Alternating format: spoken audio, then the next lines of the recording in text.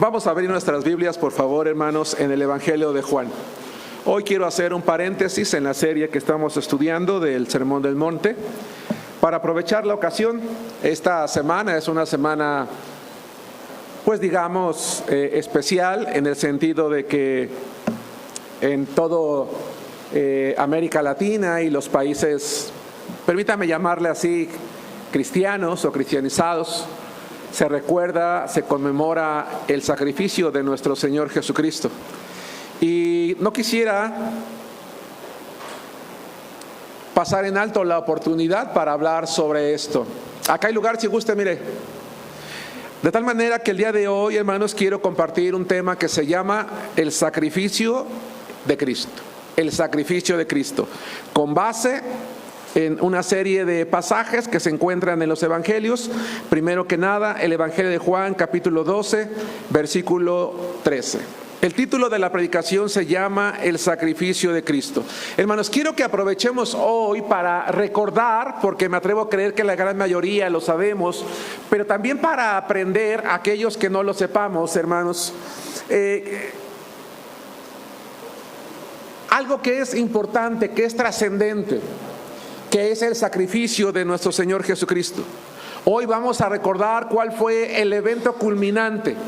Jesucristo, hermanos, empezó su ministerio, un ministerio que le llevó aproximadamente 3 años o 3 años y medio, en el que Él pretendió predicar acerca del reino de los cielos, acerca de la amplia posibilidad y la oportunidad que todo el mundo tenía en aquel entonces, que creía no tenerla, y que hoy nosotros tenemos, hermanos, en todo el mundo, de poder tener acceso a la gloria de Dios.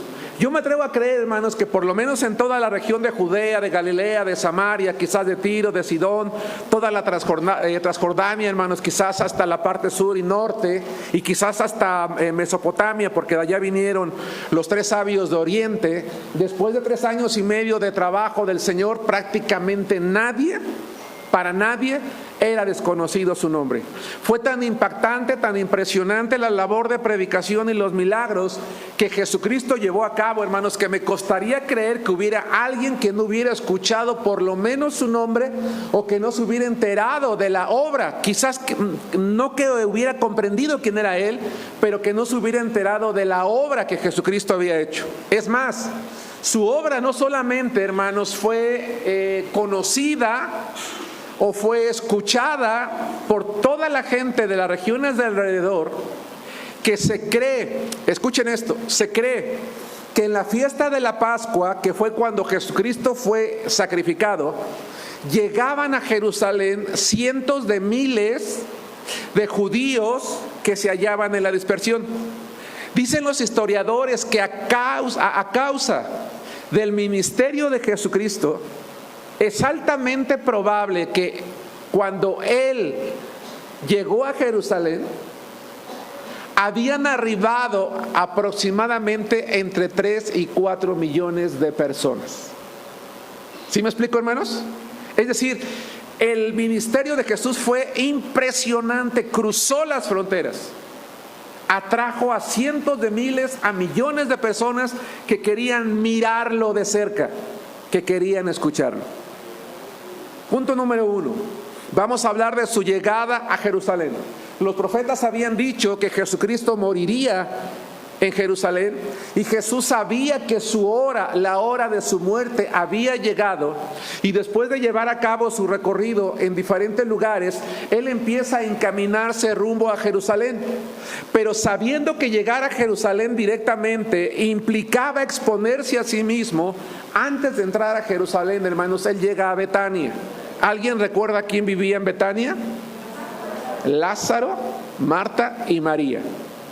Ahora bien, cuando Jesucristo llega a Betania, hermanos, Él acababa apenas hace unas semanas de resucitar a Lázaro. Cuando Jesús llega a su casa, a Betania, hacía apenas unos días que Él lo había resucitado. De tal manera que ya no solo era la persona de Jesucristo el atractivo, todo el mundo quería conocer al hombre que había regresado de la muerte después de 4 días, que en la mentalidad judía ya no se podía, porque el judío creía que el alma del hombre, lo cual no es cierto, pero ellos lo creían, permanecía durante 3 días. El que Jesucristo lo haya resucitado después de esos 3 hizo que el milagro se magnificara un poco más. Eso atrajo a más gente. Vamos a Juan capítulo 12, versículo 13. Tomaron ramas de palmera y salieron a recibirle. Juan 12, 13. ¿Estamos allí? Dice: tomaron ramas de palmera y salieron a recibirle y clamaban: Hosana, bendito el que viene en el nombre del Señor, el Rey de Israel. Qué entrada tan aparentemente maravillosa. Jesús manda a sus discípulos a tomar prestado un pollino de asna. No utiliza un caballo porque él no es un rey guerrero, él es un rey, sí. Y los reyes en aquellos entonces que llegaban en paz solían montar este tipo de animales, es decir, es algo simbólico también e importante. Él entra porque él no viene a traer guerra, sino paz. Él viene a hablar acerca del reino de los cielos. De alguna manera la gente se entera que Jesucristo está viniendo y sale a la calle y le grita: Hosana, Hosana. Esa expresión, hermanos, es una palabra que en hebreo significa: oh, sálvanos ahora. Oh, sálvanos, sálvanos. Aparentemente las multitudes están clamando con gozo: Hosana, Hosana, reconociendo a aquel que estaba entrando. Bendito el que viene, decían, en el nombre del Señor, el Rey de Israel. Jesús había llegado un viernes a Betania, pero sube el domingo, hermanos, a Jerusalén y es recibido de una manera aparentemente inesperada, que podía hacer pensar a algunos que finalmente la gente había entendido quién era Jesucristo. Pero en ningún momento nos damos cuenta que Jesús se entusiasma por la manera en la que la gente lo recibe. En ningún momento Jesucristo se entusiasmó. ¿Y saben por qué no lo hizo? Vayan conmigo a Mateo capítulo 23, versículo 37. Él sabía, su hora de morir había llegado. El domingo hizo una entrada espectacular. La gente estaba aparentemente llena de júbilo y de alegría. La gente le pedía salvación. Aparentemente estaba recibiendo al Rey de Israel, que realmente lo era. Pero digo aparentemente porque no es realmente lo que ellos estaban reconociendo. Se estaban dejando llevar únicamente por la emoción.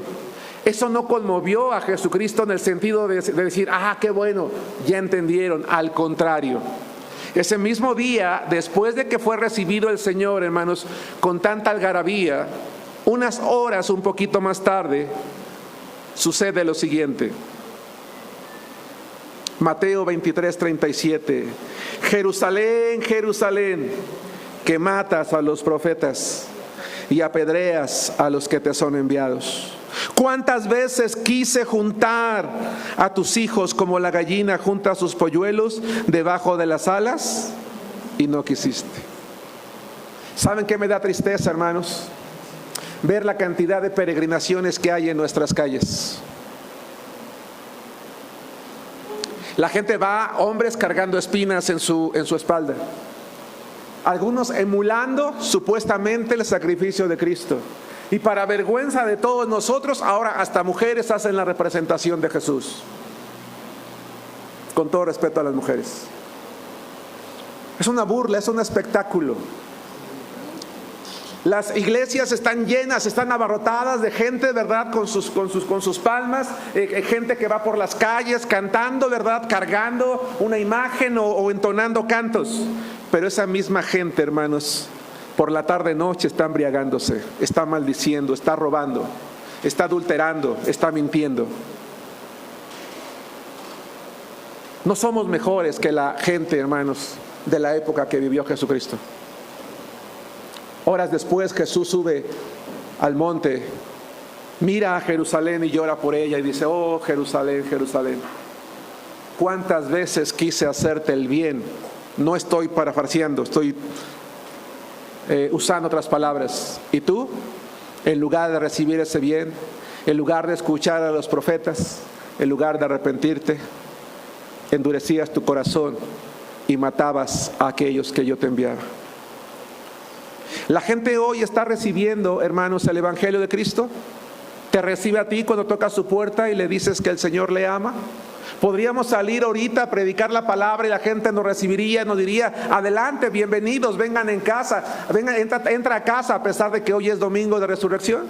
No, hermanos, no. Jesús llora porque conoce la hipocresía del ser humano. Conoce cuán cambiante es según la ocasión y según las circunstancias. Y sabía que a pesar de todo el bien que les había hecho, ellos, hermanos, no habían entendido.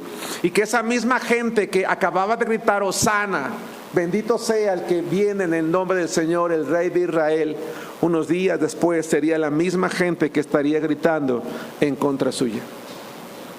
2. El arresto. Mateo capítulo 26, versículo 17 al 30.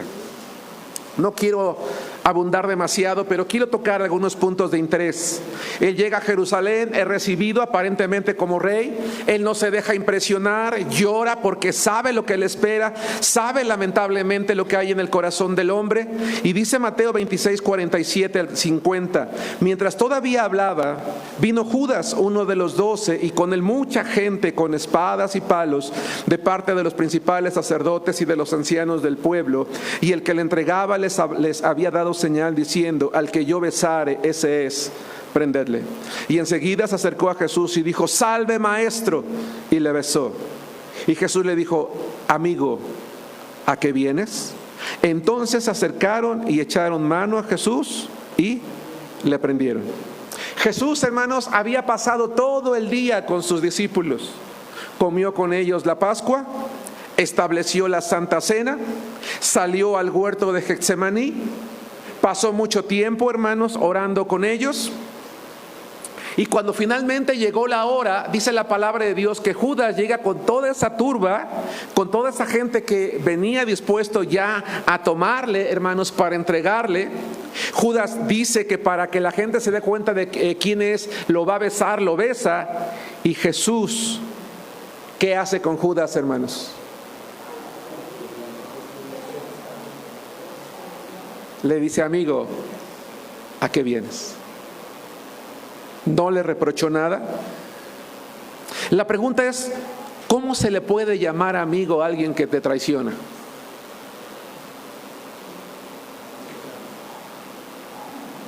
¿Cómo se le puede llamar amigo? ¿Cómo se le puede llamar amigo a aquel que había valorado la vida de Jesucristo en 30 monedas de plata, que era el valor que tenía un esclavo? ¿Cómo se le podía llamar amigo a aquel que se atrevió en tu propia mesa cuando tú dijiste: alguien me va a traicionar, y todavía dice: ¿seré yo, Señor? Él ya sabía que era él. Había sido descubierto. Jesús dijo: alguien me va a traicionar, y todavía dice: ¿seré yo, Señor? Todavía tiene el descaro de decir: ¿seré yo? Pero Jesús le dice: amigo, ¿a qué vienes? Probablemente su servidor, no sé tú, no le habríamos llamado amigo. Pero la pregunta es: ¿por qué Jesús le llamó amigo? Vayan conmigo al Evangelio de Juan, capítulo 13, versículo 34. En Juan capítulo 13, versículo 34, unas horas antes, Jesucristo les acababa de dar un nuevo mandamiento a sus discípulos, a todos ellos.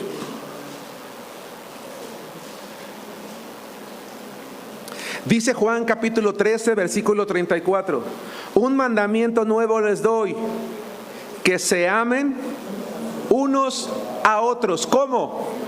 Como yo los he amado, que también se amen unos a otros. Jesús dice: hey, yo quiero que entre ustedes aprendan a amarse como yo los he amado. Señor, ¿cómo nos amas tú? Yo te amo de tal manera que a pesar de que tú me traiciones, yo no te voy a reprochar, no te voy a golpear, no te voy a maldecir, te voy a decir, amigo, porque yo te sigo considerando como tal, yo te he brindado mi amistad, no te la voy a quitar. Qué maravilloso, hermanos, qué maravilloso. En este versículo, Jesucristo lo que está diciendo es, yo quiero que ustedes como mi cuerpo, porque espero no confundirles, porque aunque Él está hablando con sus apóstoles, también está hablando con su iglesia.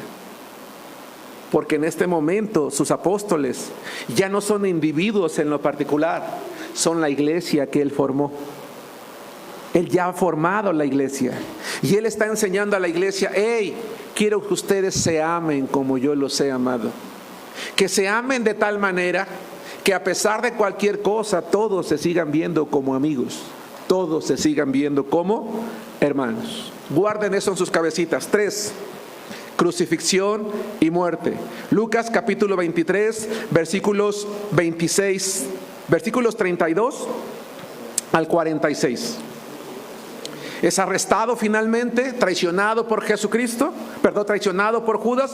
Jesucristo es traicionado por Judas.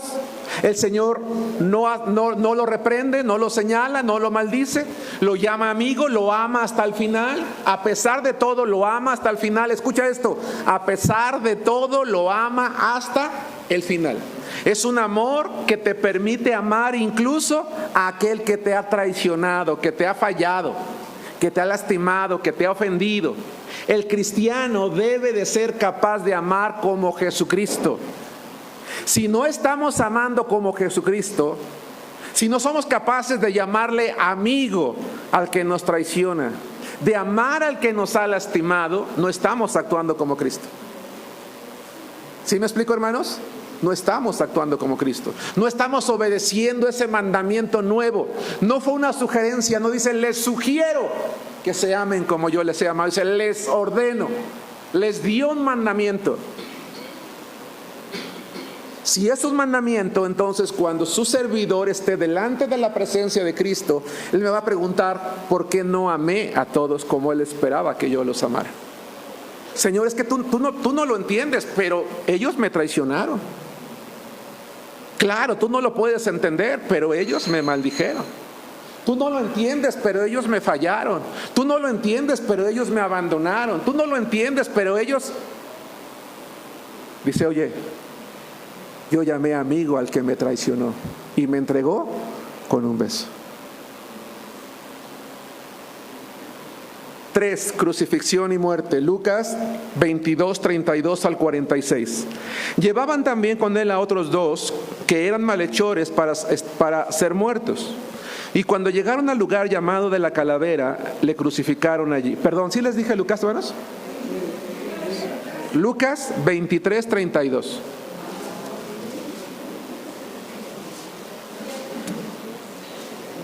Discúlpenme.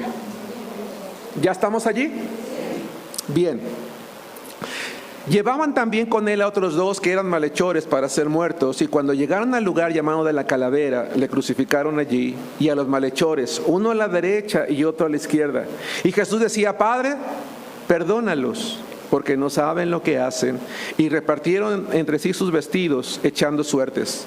Y el pueblo estaba mirando, y aun los gobernantes se burlaban de él, diciendo, a otros salvó, sálvese a sí mismo, si este es el Cristo, el escogido de Dios.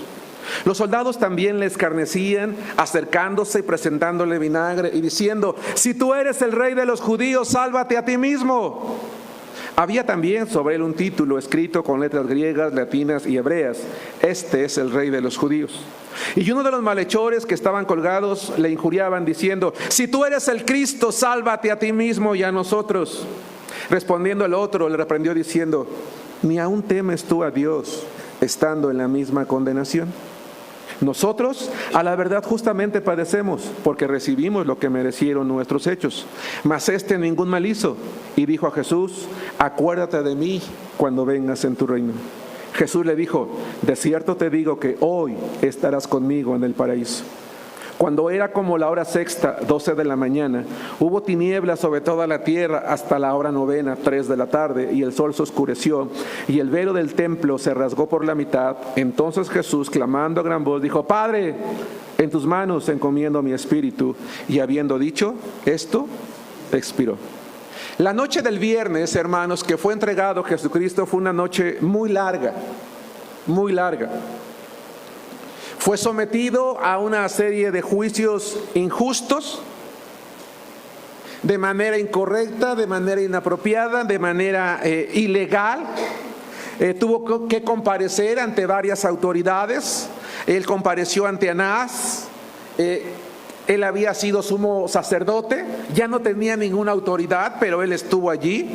Estuvo 2 veces ante Caifás y el Sanedrín. Estuvo ante Pilato, que era el gobernador de Judea, un hombre cobarde que no tuvo el valor de salvar a Jesucristo porque se dio cuenta que era inocente. Y finalmente fue ante Herodes Antipas, que finalmente, hermanos, tampoco pudo hacer nada o no quiso hacer nada. Las autoridades civiles, hermanos, sin embargo, emitieron un dictamen: él es inocente. Pero la presión del pueblo fue tanta que prefirió lavarse las manos, hermanos, antes de salvar a un inocente. Y sabiendo los judíos que ellos no tenían facultad para condenar a muerte, motivan a todo ese pueblo que había gritado Hosana a que se vuelvan en contra de Jesucristo, y ahora están gritando: crucifícale, crucifícale. Y Jesús, hermanos, es colocado en medio de 2 ladrones, y el ser colocado en medio implicaba que él era el peor de todos. Eso es algo muy importante. Es colocado en medio, indicando que él es el peor de todos. Y dice la palabra, y dice la palabra de Dios, hermanos, contiene varios detalles aquí importantes. El primero: Jesús está en la cruz y está orando a su Padre, una vez que la gente está burlándose de él y le está diciendo: Padre, perdónalos, porque no saben lo que hacen. Y yo quiero que tú pienses en esto. Jesús no quería morirse con el rencor o con odio en su corazón hacia quien le estaba crucificando. Él quiere morir perdonando. Es triste, hermanos, cómo hay gente en este mundo que prefiere morir con todo su odio y con todo su rencor que perdonar. Me ha tocado ver gente, ¿verdad?, que está ya en sus últimos momentos de su vida. Oye, ¿no quieres llamar a tu hijo? ¿No quieres llamar a tu esposo? ¿No quieres llamar a tu esposa para perdonarlo? No, yo jamás lo voy a perdonar. Jamás le voy a perdonar. No voy a perdonarle lo que me hizo. No voy a perdonar su ofensa, no voy a perdonar su abandono, no voy a perdonar su traición, no voy a perdonar porque el dolor que me causó. Seguramente fue un dolor fuerte, seguramente lo fue. Y humanamente hablando, válido. Pero si esa persona que está al borde de la muerte es un hijo de Dios, debería de morir perdonando. ¿Sí me explico? Cuando dice la palabra de Dios que Judas viene ante él y lo llama amigo, él les está demostrando a los hombres que hay que perdonar incluso lo más grave. Y como muestra de que se puede perdonar incluso lo más grave, él, estando en la cruz, ora a su Padre, intercediendo por todos los que están allí, y les dice: Señor, porque no saben lo que hacen, perdónalos. Un auténtico cristiano, hermanos, no es el que se corta las venas mirando a la cruz. Un auténtico cristiano no es el que se corta las venas mirando a la cruz. Un auténtico cristiano es el que ama y perdona en todo momento. Yo te pregunto, espero no sea el caso de nadie, pero si acaso hubiera tan solo uno aquí, ¿piensas esperarte hasta el momento de tu muerte para perdonar y amar? Yo te pregunto, ¿cómo sabes que antes de morir vas a tener tiempo? ¿Sí me explico? ¿Qué tal si mientras estoy predicando me da un infarto, hermanos? Y no perdoné, y no amé. ¿Qué cuentas le voy a dar al Señor? ¿Sí van conmigo?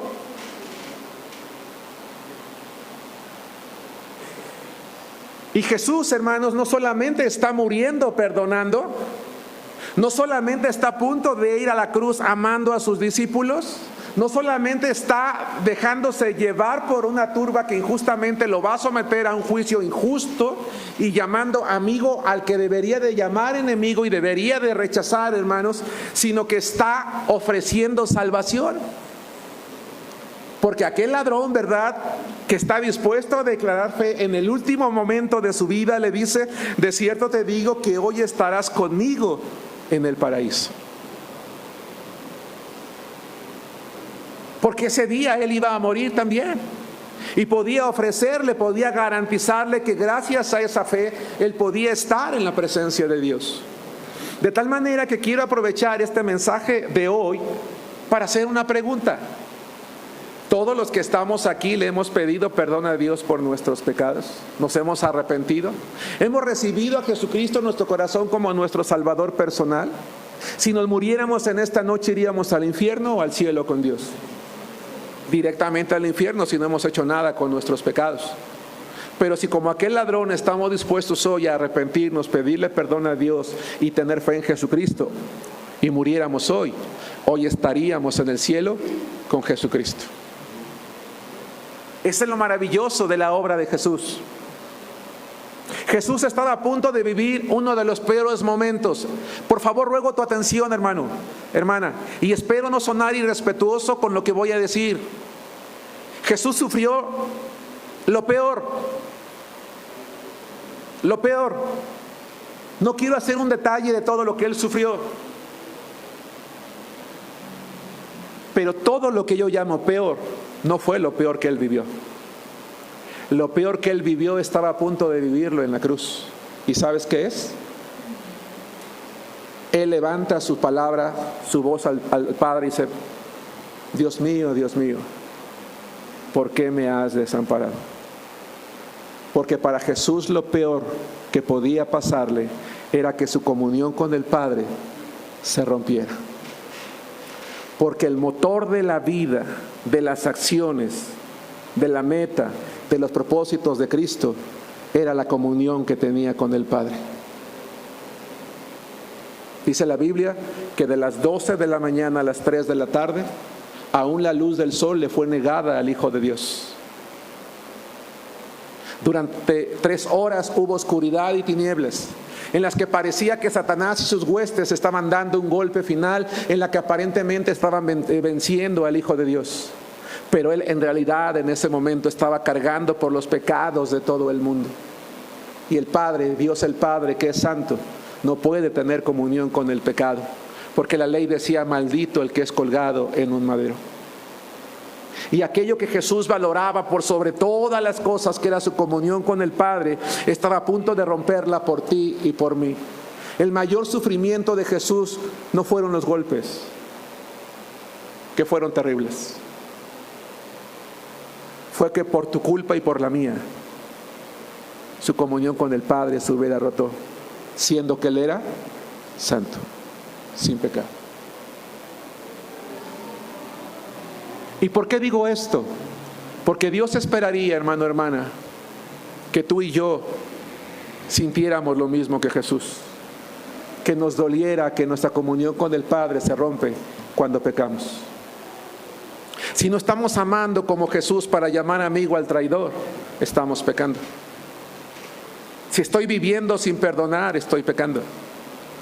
Y si estoy cometiendo cualquier otro pecado, estoy pecando. ¿Cómo puedo mirar a la cruz y llamar a Jesús Señor? ¿Cómo puedo orar al Padre y decirle: Padre, perdóname, cuando yo no soy capaz de actuar para obedecer el mandato básico de Cristo, que es amar y es perdonar? Yo no puedo ofrecer salvación, solamente la puede ofrecer Dios. Pero como hijo de Dios, Él puede usarme a mí, como a Jesucristo, para llevar a otros hermanos a la salvación. No sé si me explico. Tú y yo, permíteme usar una frase, y si se entiende mal, por favor, deténme. Podemos ser como pequeños Cristos, en el sentido de que vivimos en tal obediencia al Padre que somos capaces, incluso en las peores circunstancias, de hablar de la salvación del Señor, para llevar a la gente a la fe, y que esa gente pueda saber que ese día, si muriera, estaría en la gloria de nuestro Dios. ¿Sí van conmigo, hermanos? Y entonces dice la palabra de Dios que una vez que Él ha pasado lo peor, que momentáneamente la comunión de Él con el Padre se ha roto, porque era necesario que Él sufriera completamente solo, hermanos, para pagar por nuestros pecados. Él dice: consumado es, en tus manos encomiendo mi espíritu. Padre, he terminado la tarea para la cual tú me mandaste. En este momento estoy pagando completamente la deuda. Estoy en tus manos. Jesús murió cuando había terminado su tarea. Me falta un punto, hermanos, aún no termino. Hermanos, oremos a Dios para que el día que Él decida que nosotros muramos sea el momento en el cual hemos acabado nuestra tarea.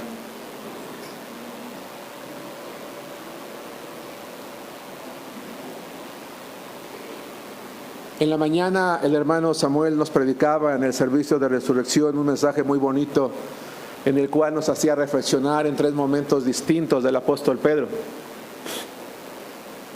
Y me llamó la atención que al final él nos recordaba algo. Decía que el Señor lo restauró al final al ministerio para el cual Él lo había llamado, que era ser pescadores de hombres. Hermanos, trabajemos para Cristo. Trabajemos para Cristo. Para que si nosotros morimos hoy, podamos con gozo orar y decirle al Padre: Padre, gracias por los años de vida que me diste. Terminé la obra, terminé la tarea, la labor para la cual tú me diste estos años de vida, Señor. En tus manos encomiendo mi espíritu. 4, para terminar, la resurrección. Mateo 28, 5 y 6. Y con eso termino. Es breve. Dice la palabra de Dios que Jesús muere. Hay un temblor impresionante. El velo del templo se rasga en 2, como señal de que había terminado el antiguo pacto. Ya no era necesario más sacrificio de sangre.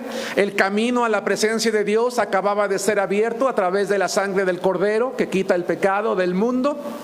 Ahora todo el mundo podía tener acceso al Padre.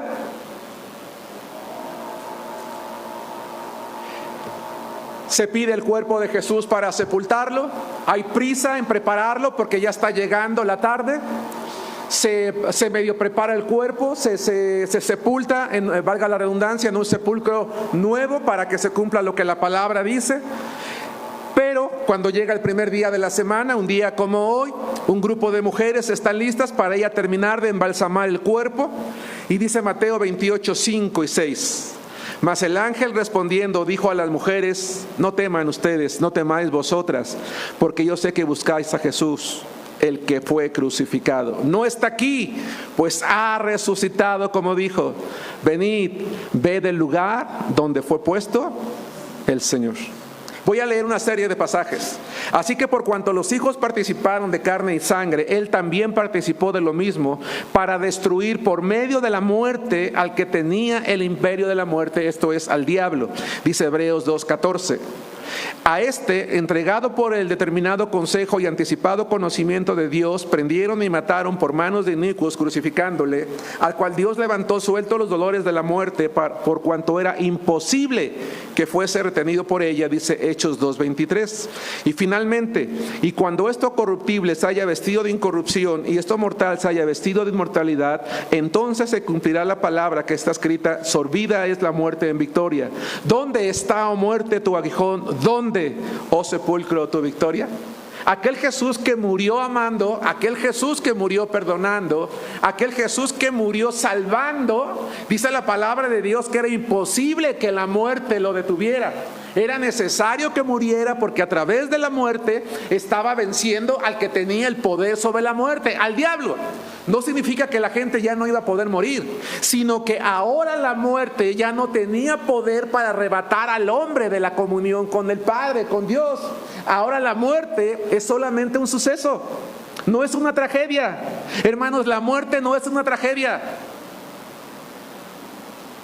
La muerte es el momento en el cual, gracias al sacrificio de Cristo, quien se levantó de la tumba, porque cuando fueron a buscarlo el ángel dijo: no está aquí, ha resucitado. Es ese suceso que nos llevará al cielo a ver la gloria de aquel que está vivo.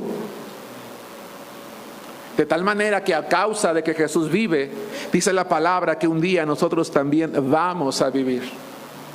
La muerte ya no tiene victoria. Ese aguijón ya no puede provocarnos más daño, ya no puede hacernos nada a aquellos que hemos creído, hermanos, en Jesucristo. Nosotros nos reunimos en domingo, porque cada domingo que la iglesia se congrega, celebra que Jesucristo un día como hoy resucitó. Le cantamos a un Dios vivo, predicamos a un Dios vivo, adoramos a un Dios vivo, le damos las gracias a un Dios vivo, reverenciamos a un Dios vivo, servimos a un Dios vivo. Y la gente tiene que escuchar que Él sigue con los brazos abiertos, ofreciendo salvación. Que Dios los bendiga más.